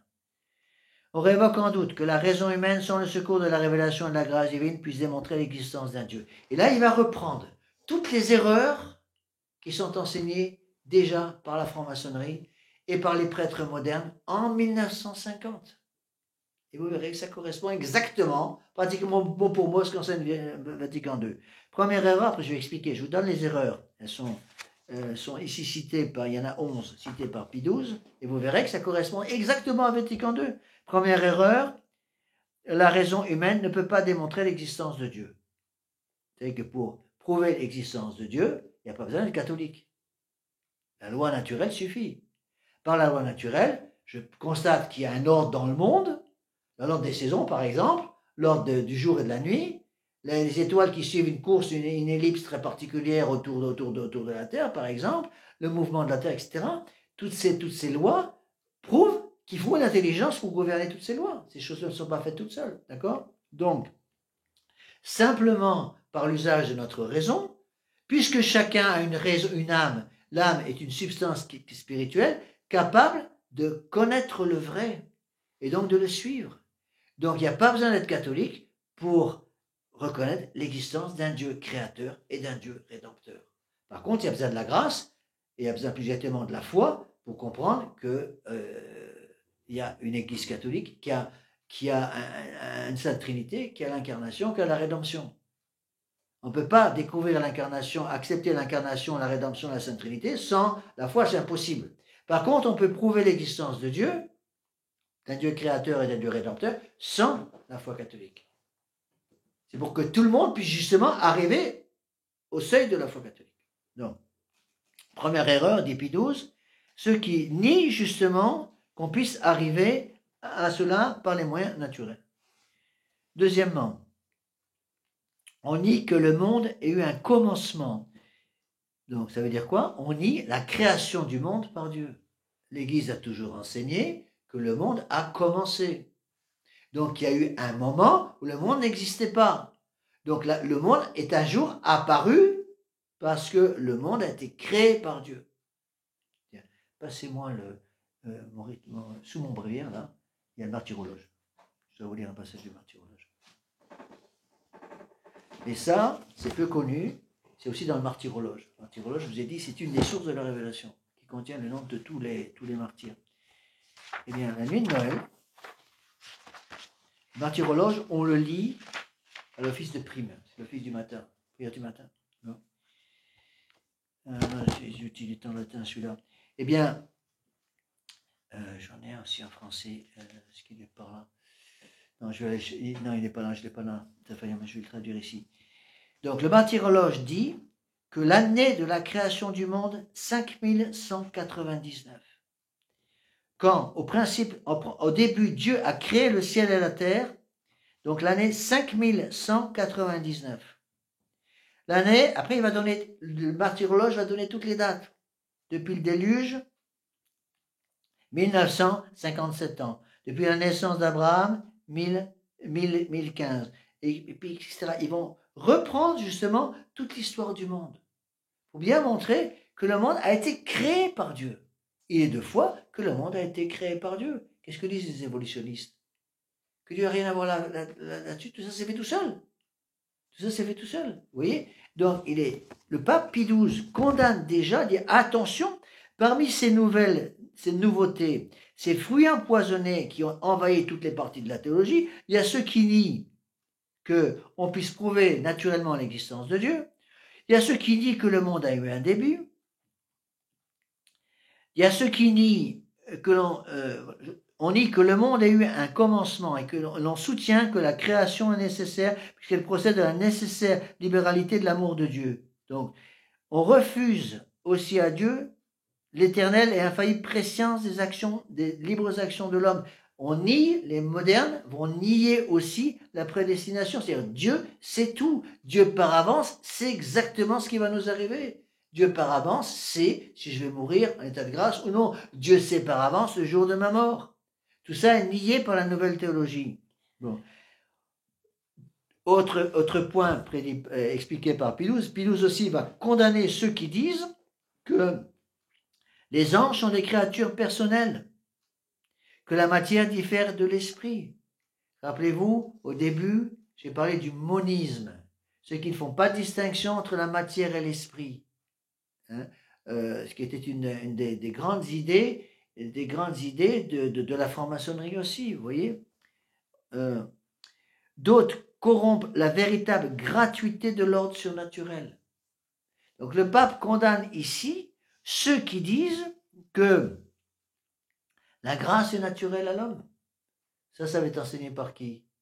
Ça va être enseigné après, directement par Benoît XVI, et bien sûr par Bergoglio. La grâce est naturelle à l'homme, donc tous les hommes ont la grâce. Oh, la grâce est nécessaire pour aller au ciel, donc tous les hommes vont au ciel. c'est le salut universel. Tout ça est condamné par Pie XII, déjà, qui dit en 1950, attention, il y a ces nouveautés qui donnent des fruits empoisonnés. Un de ces fruits empoisonnés, c'est justement la destruction, la corruption de la véritable gratuité de l'ordre surnaturel. Autre erreur condamnée par Pie XII. Donc Pie XII en 1950, alors que ces erreurs ne sont pas encore publiées au grand jour, littéralement. Elles sont encore cachées, au moins en grande partie. On a perverti la notion de péché originel, et donc la notion de péché en général. Quand Bergoglio dit aux prêtres qu'ils peuvent bénir l'homosexualité, c'est pas une bénédiction du péché, ça c'est quoi? C'est pas une perversion du péché? Bien sûr que c'est une perversion. Ce n'est pas une perversion de la notion de péché en général. Donc le pape Pie XII en 1950 dit, attention, ces fruits empoisonnés, entre autres parmi ces fruits empoisonnés, on a la destruction de la notion du péché originel. Combien de prêtres dans l'église moderne croient encore au péché originel? Quand vous leur posez la question, c'est une toute petite partie. La plupart n'y croient plus. Ils ne croient plus au péché originel, c'est pour ça qu'il n'y a plus besoin de baptême. C'est pour ça que Bergoglio peut maintenant tranquillement affirmer que tous les hommes sont des enfants de Dieu. Si tous les hommes sont des enfants de Dieu, c'est que le péché originel n'existe pas. Puisque le péché originel empêche justement les hommes de monter au ciel. L'Église a toujours enseigné que le péché originel a fermé les portes du ciel après la prévarication d'Adam et Ève. Pour tout le monde, sauf pour notre Seigneur Marie, parce qu'il est Immaculée Conception, et pour notre Seigneur Jésus-Christ. Les portes du ciel sont fermées.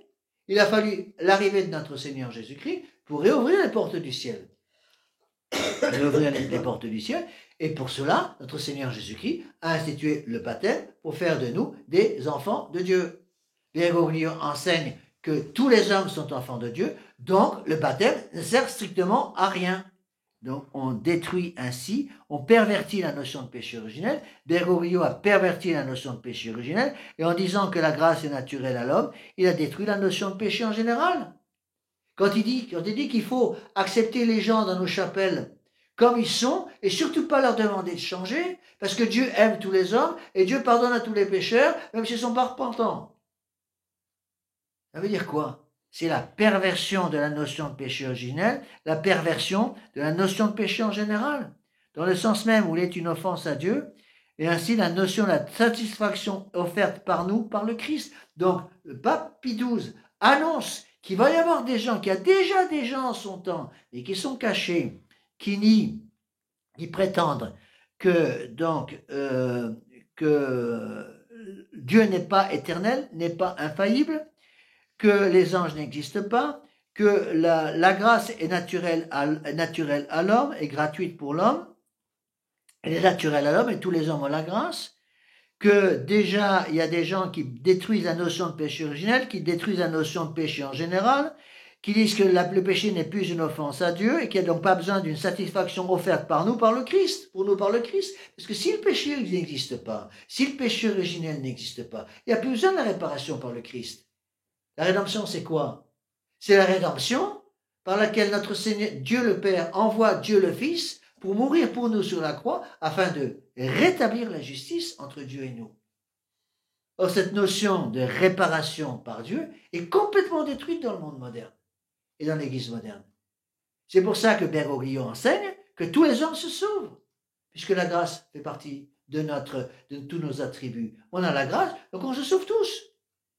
Tout le monde se sauve. Voilà pourquoi Bergoglio ne veut surtout pas qu'on rappelle aux gens l'existence d'une messe traditionnelle. Parce que la messe traditionnelle rappelle la notion de propitiation.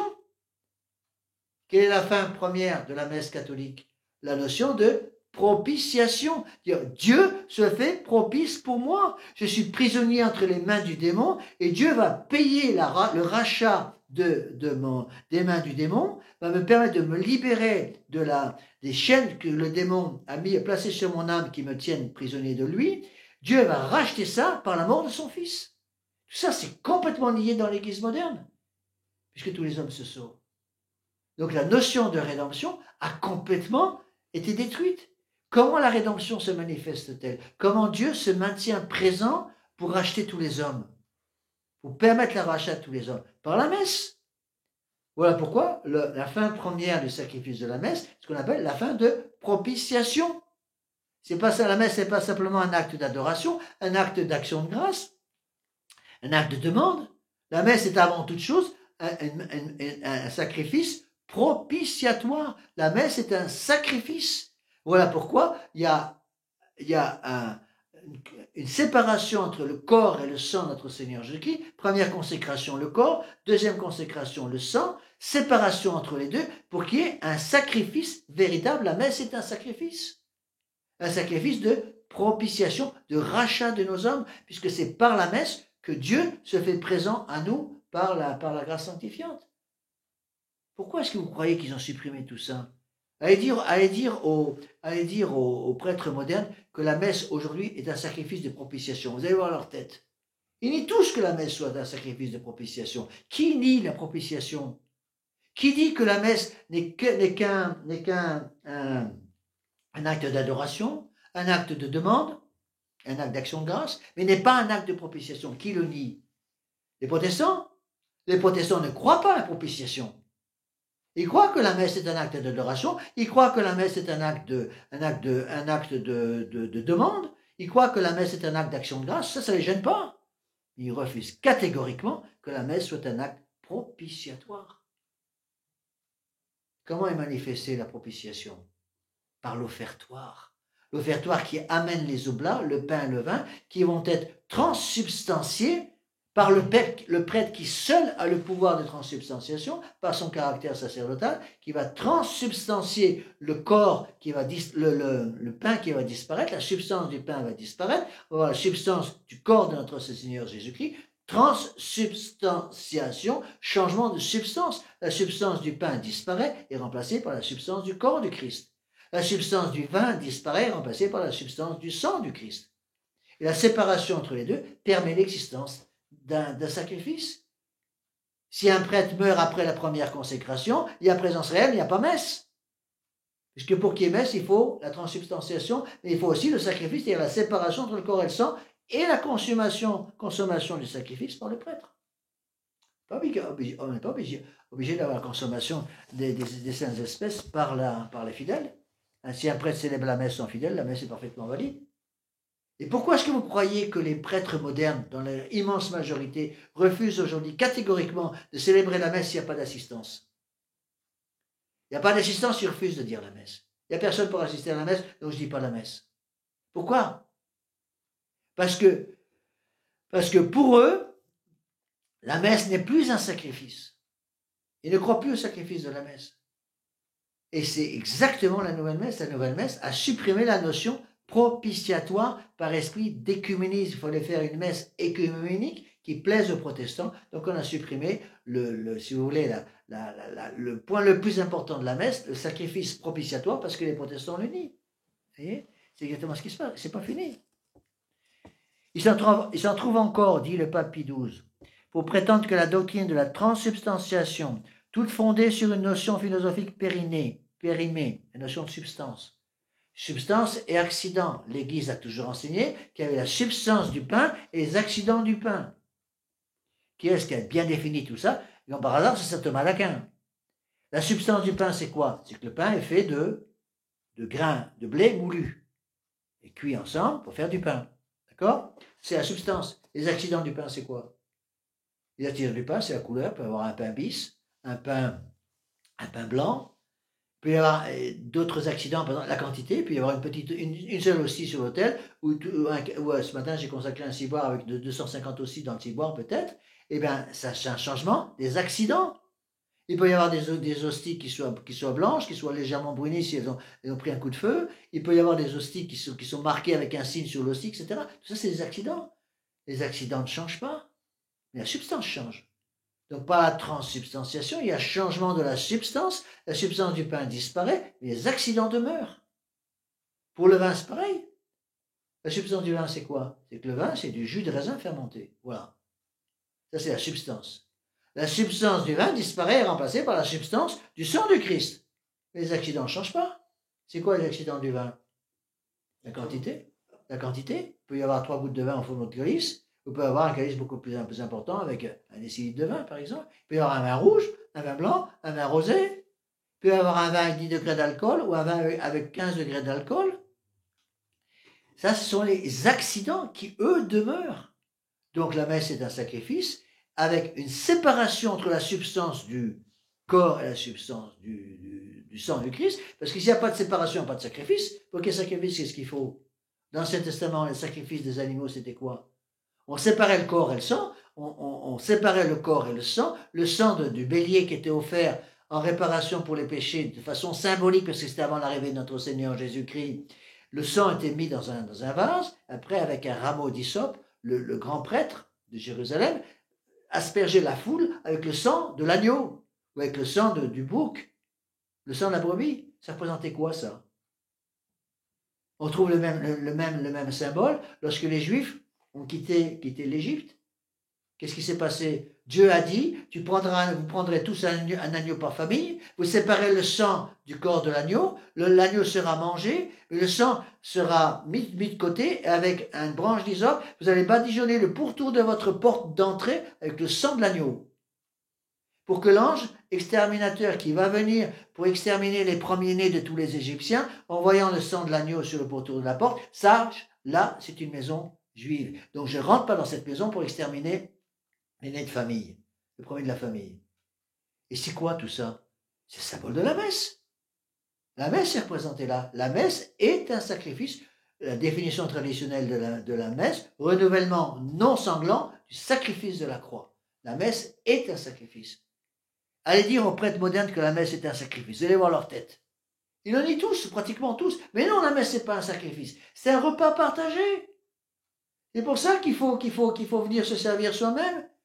D'accord? Il ne faut surtout pas un prêtre. La messe peut se faire sans prêtre maintenant de plus en plus. C'est ce qu'ils veulent arriver à obtenir, c'est des messes sans prêtre. Ils appellent ça des ADAP, les associations dominicales pour messes sans prêtre, littéralement, de plus en plus, parce qu'ils veulent détruire complètement la notion de sacrifice. Parce que qui dit sacrifice fait un rappel au sacrifice rédempteur. Sacrifice rédempteur, c'est la rédemption. Donc ils veulent la destruction complète du mystère de l'incarnation et du mystère de la rédemption. Et ça, rappelez-vous le texte à Garibaldi, c'est ce que voulaient déjà les francs-maçons. Et ça, c'est la nouvelle messe. Voilà pourquoi on ne peut pas, en conscience de mon Dieu, moi ça fait 44 ans que je suis prêtre, j'ai jamais dit la nouvelle messe, je ne dirai jamais, avec la grâce du bon Dieu, parce que la nouvelle messe n'est pas un sacrifice. C'est un repas partagé. D'accord? Ah oui, c'est pas terminé. Donc, je reprends ce passage. Il s'en trouve encore, dit le pape Pie XII, pour prétendre que la doctrine de la transsubstantiation, toute fondée sur une notion philosophique périmée, la notion de substance, doit être corrigée, de telle sorte que la présence réelle dans la Sainte Eucharistie soit ramenée à un certain symbolisme, en ce sens que les espèces consacrées ne seraient que les signes efficaces de la présence spirituelle du Christ et de son intime union avec les membres fidèles dans le corps mystique. Donc, le pape dit en 1950, il condamne ceux qui suivent ces fruits empoisonnés provenant de nouvelles nouveautés dans l'introduction de la théologie de l'Église, qui prétendent que la présence réelle n'est qu'un symbole. C'est ce que disent tous les prêtres modernes. Les prêtres modernes, à la suite de Vatican II, disent que la présence réelle est un symbole. Ils prennent comme exemple, je vous l'ai déjà donné cet exemple que prennent les prêtres modernes, et oui, c'est un symbole. C'est comme Beethoven qui est présent dans un orchestre qui joue la 5e symphonie de Beethoven. Mais la messe n'est pas un symbole, c'est une réalité. C'est une réalité physique. Notre Seigneur Jésus-Christ arrive physiquement sur l'autel, ce qu'on appelle la présence réelle transsubstantielle, la présence réelle de notre Seigneur Jésus-Christ, par le changement de substance, il y a Dieu qui est présent avec son corps, son sang, son âme et sa divinité. Par la force du sacrement, le corps est présent après la première consécration. Par la force du sacrement, le sang est présent à la deuxième consécration, et par concomitance avec le corps et avec le sang, il y a aussi l'âme et la divinité. Donc quand vous communiez, vous recevez le corps, le sang, l'âme et la divinité de notre Seigneur Jésus-Christ, parce que la messe est un sacrifice, le renouvellement non sanglant du sacrifice du calvaire. Qui croit encore à ça aujourd'hui dans l'Église moderne? Pratiquement plus personne. Si vous ne me croyez pas, allez présenter simplement aux prêtres modernes de votre paroisse, pour ceux qui m'écoutent sur Internet, allez présenter à ces prêtres la définition du Concile de Trente. La messe est le renouvellement non sanglant du sacrifice du calvaire. Mettez ça sur un bout de papier et demandez-leur, est-ce que vous êtes d'accord avec cette définition de la messe? La messe est le renouvellement non sanglant du sacrifice du calvaire. Vous allez voir comment vous allez vous faire recevoir. Vous dites, oh, c'est vieux, c'était avant, tout ça c'est changé maintenant. La messe, c'est plus ça du tout. La messe, c'est simplement un symbole. C'est le symbole de l'amitié, c'est le symbole de la charité fraternelle. Donc, on détruit complètement, dit le pape Saint Pie X, la présence réelle qui devient un simple symbole, parce que les espèces consacrées, c'est-à-dire le corps et le sang de notre Seigneur Jésus-Christ, ne sont que des signes de la présence spirituelle du Christ. C'est un symbole de la présence du Christ. Donc, pour l'Église moderne, ça c'est Vatican II, dans l'Église de Vatican II, n'oubliez pas que la nouvelle messe est arrivée juste après Vatican II. Vatican II s'est terminé en quelle année? 1965. La nouvelle messe est arrivée quand? 69, 4 ans après. C'est vite fait 4 ans.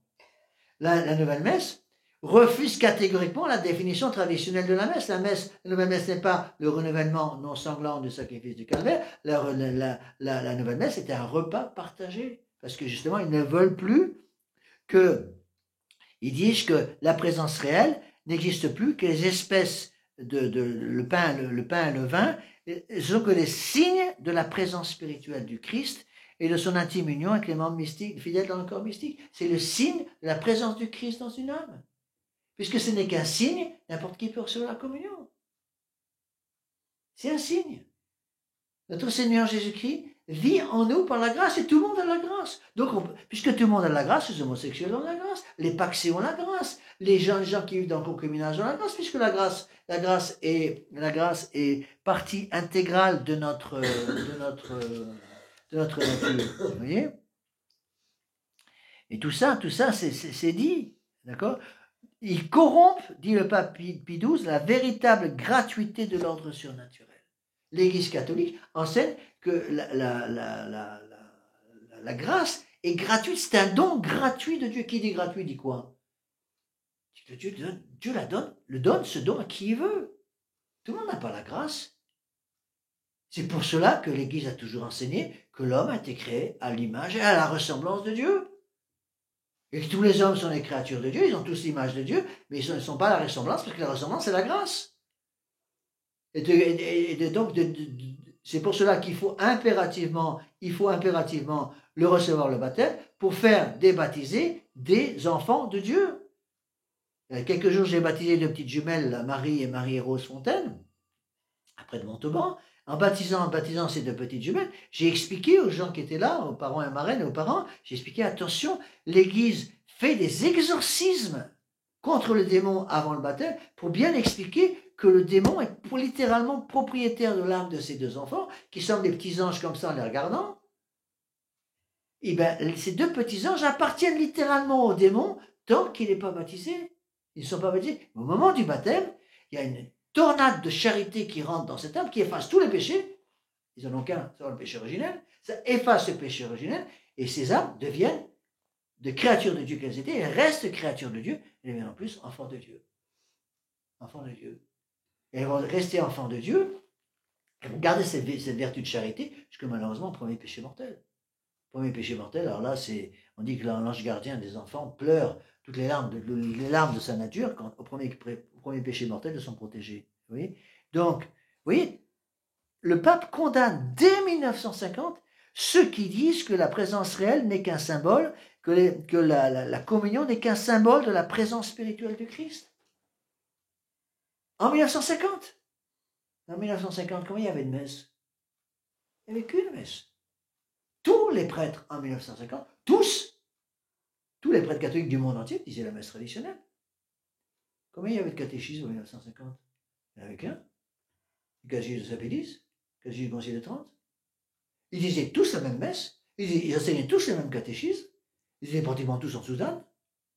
Le pape prévient, attention, il y a déjà des fruits empoisonnés qui viennent des nouveautés qui ont été introduites dans toutes les parties ou presque de la théologie. Le pape prévient, attention, il y a là-dessous des gens qui sont en train de grignoter les fondations même de l'Église. C'est exactement ce que disait Saint Pie X des années auparavant, en 1907. Saint-Pédis va prévenir, attention, il y a des gens qui, à l'intérieur de l'Église, sont en train de détruire les soubassements même de l'Église. C'est exactement ce qui se passe aujourd'hui. Et tout ça, c'est Vatican II. Tout ça, c'est Vatican II. Encore une fois, pour ceux qui ne me croient pas, ceux qui disent que j'exagère, qui m'écoutent sur Internet, ben allez-y, allez poser des questions à vos prêtres. Et c'est pour ça qu'heureusement aujourd'hui, comme des gens qui commencent à ouvrir les yeux, parce qu'ils se rendent compte. Moi, j'ai pas combien de messages là-dessus, des gens qui sont furieux, qui m'écrivent, mais vous savez, qu'est-ce qui se passe à Rome? Qu'est-ce qui se passe à Rome? J'en ai encore reçu 2 messages aujourd'hui. Qu'est-ce qui se passe à Rome? Qu'est-ce que c'est que ce fou qui prétend qu'on peut bénir le péché de l'homosexualité? Vous savez ce qu'a dit Bergoglio? C'est un péché, mais c'est pas un délit. Alors, vous m'expliquerez la notion de distinction entre le délit et le péché. Alors, c'est pas un délit, et ça reste un péché, donc on ne peut pas vraiment faire un mariage, on peut bénir. Et après, il dit qu'on peut bénir aussi les paxés, on peut bénir les concubinaires, on peut bénir tout ça. Le mariage, qu'est-ce qui vient là-dedans? Quelle est la conclusion? La conclusion, c'est que le mariage n'est plus nécessaire. De même que quand on dit que tous les hommes sont enfants de Dieu, conclusion, le baptême ne sert à rien. Puisque le baptême fait de nous des enfants de Dieu. Puisque le catéchisme traditionnel prétendait que le baptême faisait de nous des enfants de Dieu. Si tous les hommes sont enfants de Dieu sans le baptême, à quoi ça sert le baptême? Oui, l'enfant est pris dans le sens de création. Mais les prêtres savent très bien, n'importe qui qui a un peu de bon sens, connaît très bien la distinction entre créature de Dieu. Les musulmans sont créatures de Dieu, évidemment. Les juifs sont créatures de Dieu, mais ils ne sont pas enfants de Dieu. Ils n'ont pas le baptême.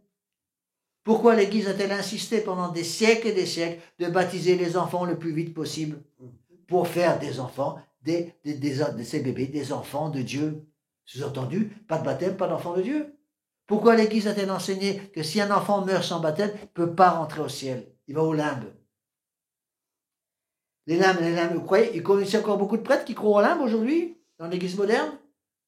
Trouvez-moi un prêtre qui croit aux limbes encore dans l'Église moderne. Vous aurez du mal d'en trouver un seul. Il ne croit plus aux limbes. Non, mais non, ce pauvre petit, tout le monde va au ciel. Regardez ce petit enfant tout mignon qui est comme un ange. Un ange toujours flou là, il va au ciel, ne vous inquiétez pas. Il meurt sans baptême, c'est pas grave, il va au ciel. Le baptême, ça ne sert à rien, c'est un symbole. Donc de même que le pape condamne ceux qui disent que la présence réelle, la présence de Dieu dans la Sainte Eucharistie n'est qu'un symbole, de même, les gens disent, ces mêmes hérétiques vont dire que le baptême n'est qu'un symbole. Donc le baptême est un symbole. Le mariage, si on peut bénir n'importe quoi, n'importe qui, si on peut bénir le péché, si on peut bénir les unions adultères, si on peut bénir les unions contre nature, le mariage, ça sert à quoi alors? À plus rien. Si la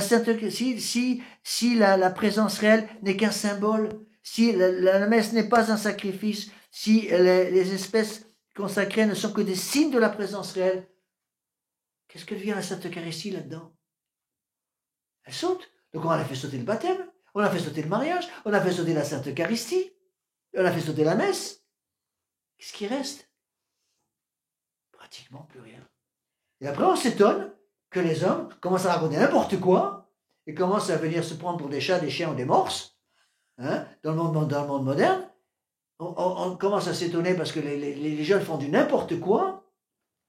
Pourquoi? Parce qu'on a perdu on a perdu le nord. Pourquoi on a perdu le nord? Parce qu'on a perdu la boussole. La boussole, c'est quoi? La boussole, c'est notre Seigneur Jésus-Christ. Vous voyez? Et c'est pas fini. Le pape va en même temps, donc ici, il condamne ceux qui disent que la messe n'est qu'un symbole. Et c'est ce qu'enseigne Vatican II. C'est ce qu'enseignent tous les prêtres depuis Vatican II. Encore une fois, si vous ne croyez pas, allez demander aux prêtres modernes.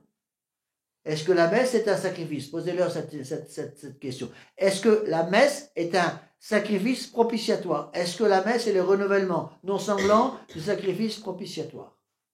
Voilà, le sacrifice de la croix, qui est un sacrifice propitiatoire de réparation des péchés. Est-ce que, oui ou non, c'est un sacrifice?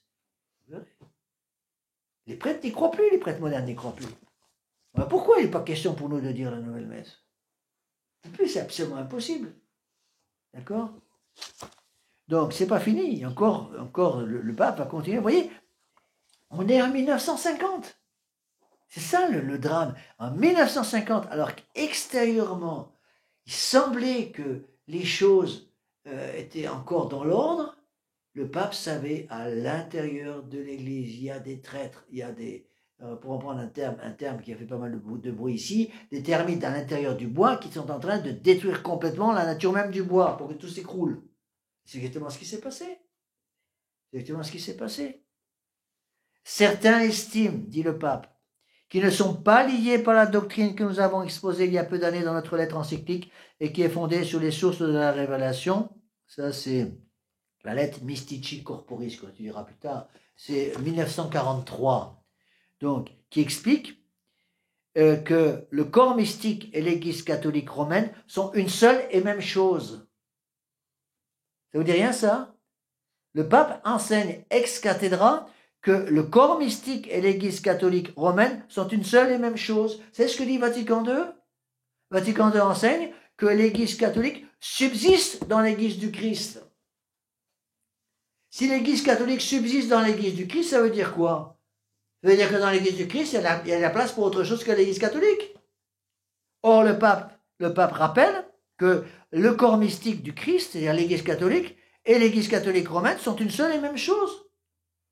Donc l'Église du Christ et l'Église catholique, c'est la même chose. Allez dire ça aux prêtres modernes. Ah, ils vont vous dire, quand ils essayent de sauver un peu les meubles, ils vont vous dire, oui, mais vous comprenez, subsister, être, c'est la même chose. C'est pas du tout la même chose.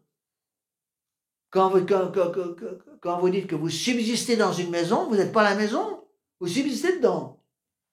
Quand l'Église catholique subsiste dans l'Église du Christ, ça veut dire que l'Église du Christ est un contenant plus grand que l'Église catholique. Et donc, dans l'Église du Christ, il y a de la place pour autre chose que l'Église catholique. Ça s'appelle comment, ça? C'est l'écuménisme. L'écuménisme, c'est ça. Je vous ai expliqué que la démocratisation de l'Église, c'était l'introduction de 3 bombes à retardement, c'est l'expression de Monseigneur Lefebvre, 3 bombes à retardement dans l'Église catholique, à l'intérieur de l'Église, la bombe de la liberté de conscience, la bombe de la collégialité et la bombe de l'écuménisme, qui représentent les 3 erreurs maçonniques, les 3 hérésies maçonniques de liberté, d'égalité, de fraternité. Et voilà. Et donc ça entraîne la destruction complète de l'Église catholique, parce que si l'Église catholique subsiste dans l'Église du Christ, ça veut dire quoi? Dans l'Église du Christ, c'est ce qu'enseigne Vatican II. Vatican II le dit expressément, dans l'Église du Christ, il y a toutes les églises.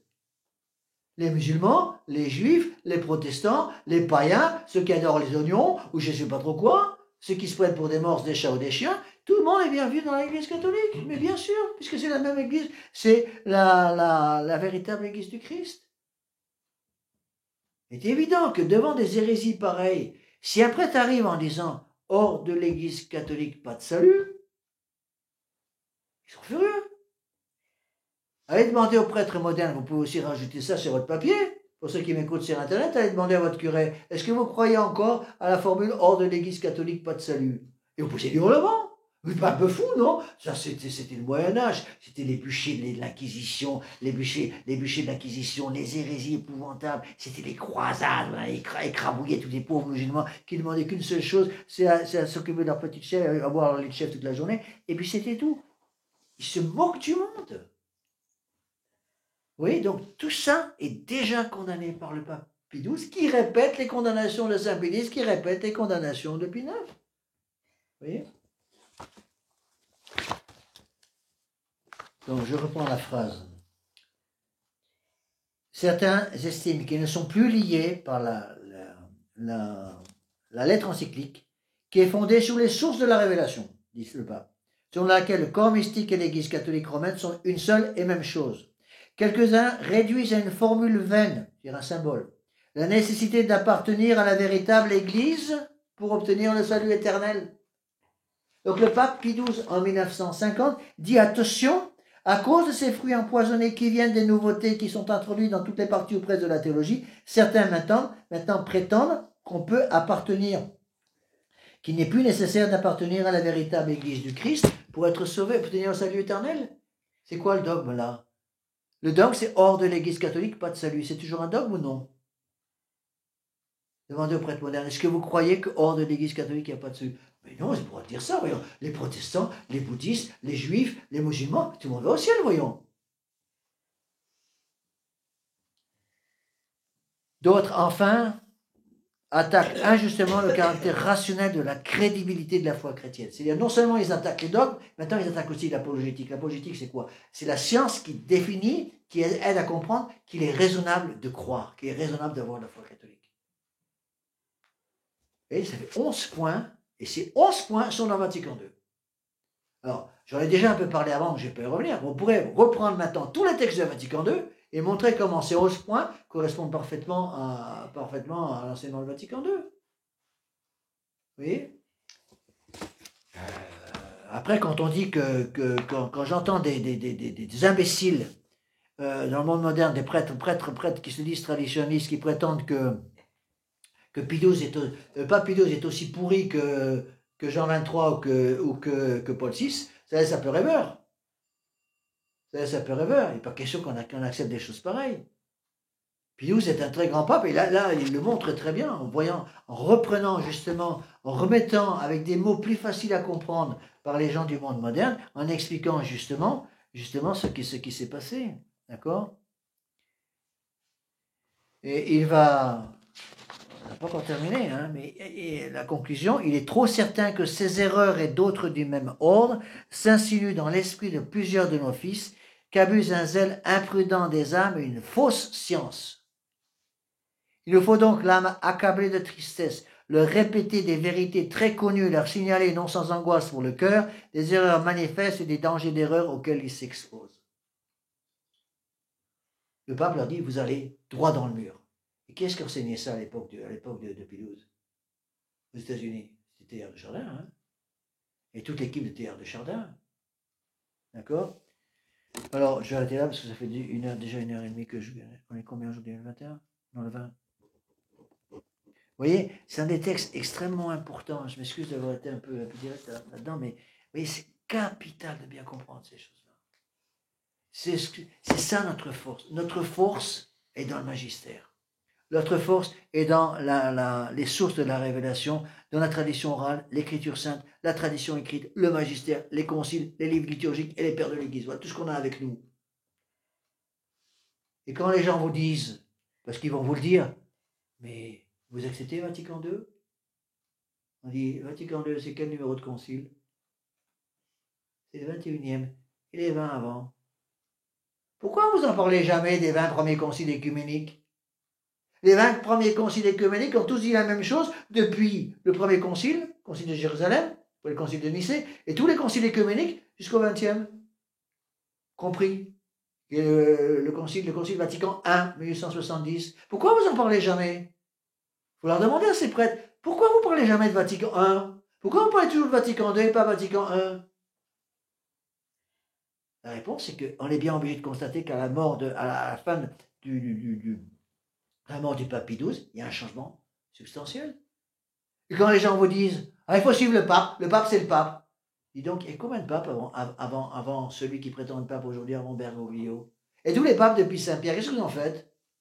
Et le magistère de l'Église, et les pères de l'Église, et les conciles, et les livres liturgiques pendant des siècles et des siècles, depuis Saint-Pierre jusqu'à la mort du pape Pie XII, ça fait quand même pas mal de temps, ça fait 1960 ans, ça. Qu'est-ce que vous en faites de tout ça? Ils ne savent pas répondre. Vous suivez, ce que je leur dis, vous suivez quoi? 6 papes, soi-disant papes, nous on en suit 260. Nous on suit 20 conciles œcuméniques, vous en suivez un. Et après vous avez le culot de nous dire qu'on est en dehors de l'Église. C'est qui est en dehors de l'Église là-dedans? Vous voyez? C'est pour ça qu'il faut connaître le magistère. J'ai reçu beaucoup de messages, et je remercie tous ces gens qui m'ont envoyé tous ces messages, des gens que je ne connais pas, que je connaîtrai sans doute jamais, qui m'envoient des messages du monde entier, et qui me disent, monsieur l'abbé, merci pour votre cours sur le magistère, parce qu'on ne connaissait pas tous ces trucs-là. Jamais on nous a expliqué ces choses-là. Pourquoi on ne vous a jamais expliqué ça? Vous connaissez beaucoup de prêtres modernes dans l'église de Vatican II qui ont expliqué les textes de Pie XII pour expliquer que le pape Pie XII, en 1960, a condamné ex cathedra de façon infaillible tout l'enseignement du Concile Vatican II. Tout est condamné par avance. Et que le pape Pie XII se contentait de répéter ce qu'avait déjà explicité et exprimé le pape Saint Pie X et le pape Pie IX et tous les papes avant. Ils disent plus rien. Donc leur seule solution, c'est de couper les gens des sources de la révélation. les empêcher d'avoir accès à un catéchisme, les empêcher d'avoir accès au concile, les empêcher d'avoir accès au magistère de l'Église. Voilà ce qu'ils veulent. Et pourquoi?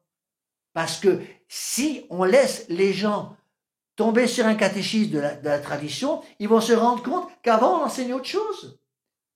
Or, on essaie d'expliquer quoi au monde moderne, aux gens de l'Église moderne? Hors de Concile Vatican II, il n'y a pas de salut. Avant, il n'y a rien. Avant, c'est l'âge des ténèbres. Avant la révolution de 1789, c'est l'âge des ténèbres. Avant la révolution du Concile Vatican II en 1965, c'est l'âge des ténèbres. Passé, il n'y a rien à voir. Et si on dit aux gens, attention, il y a eu 260 papes avant. Il y a eu 20 conciles écuméniques. Ah, mais ça, c'est rien, c'est aucun intérêt. Donc, si vous donnez à ces gens un texte traditionnel, comme par exemple le Concile de Trente, le catéchisme de Saint-Pédis, ils vont d'un seul coup réaliser, attention, et moi j'ai connu des gens, quand ils ont écouté ces conférences, ils sont allés voir leur curé, avec le catéchisme de Saint-Pédis en main, ils ont dit à leur curé, pourquoi vous nous avez menti? Pourquoi vous nous avez caché ça pendant des années, des années, des années? Pourquoi vous nous avez jamais dit qu'il existait une messe traditionnelle? Pourquoi vous ne nous avez jamais dit qu'il y avait 260 papes avant jusqu'à Pie XII?